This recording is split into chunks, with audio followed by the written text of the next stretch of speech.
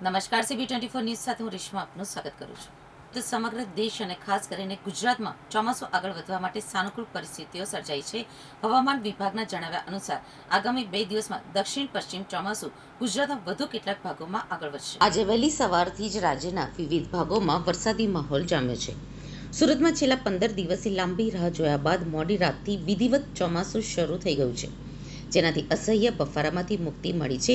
તદુપરાંત ઉના અને તાપીના વ્યારા સહિતના ગ્રામીણ વિસ્તારોમાં પણ ધીમી ધારે વરસાદ શરૂ થતાં ધરતીપુત્રોમાં આનંદની લાગણી છવાઈ ગઈ છે.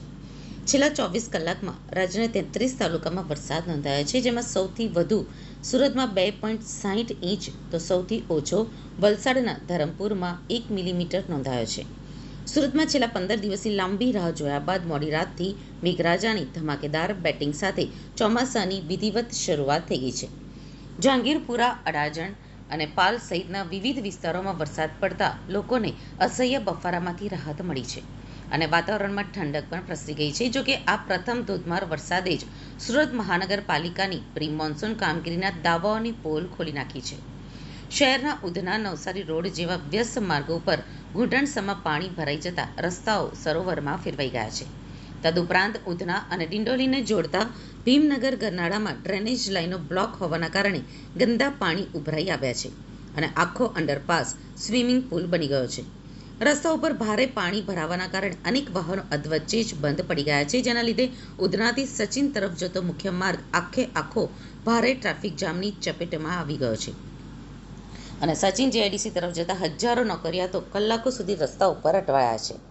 નવસારી શહેર અને ગ્રામ્ય પંથકમાં આજે વિધિવત સાર્વત્રિક વરસાદની શરૂઆત થઈ છે. લુસીકુઈ, ટાવર, જૂના થાણા અને જલાલપોર સહિતના વિસ્તારોમાં ધીમીથી મધ્યમ ગતિએ વરસાદ ખાબકતા અસહ્ય બફારામાંથી મુક્તિ મળી છે અને બાળકોએ ધાબા ઉપર નાહવાની મજા પણ માણી હતી. જોકે સિઝનના આ પ્રથમ વરસાદે જ ₹1200 કરોડથી વધુનું બજેટ ધરાવતી નવસારી મહાનગરપાલિકાની પ્રી મોન્સૂન કામગીરીના દાવાઓ ધોઈ નાખ્યા છે. વિજલપોર અને જલારામ નગર જેવા નીચાણવાળા વિસ્તારોમાં ઘૂંટણસમાં પાણી ભરાઈ જતા અનેક વાહનો બંધ પડ્યા હતા, જેના લીધે શાળાએ જતા બાળકો અને નોકરિયાતો ભારે મુશ્કેલીમાં મુકાયા હતા. તો બીજી તરફ ગ્રામ્ય વિસ્તારોમાં માત્ર છૂટોછવાયો વરસાદ નોંધાતા ખેડૂતો હજી પણ વાવણી લાયક ભારે વરસાદની કાગડોળે રાહ જોઈ રહ્યા છે.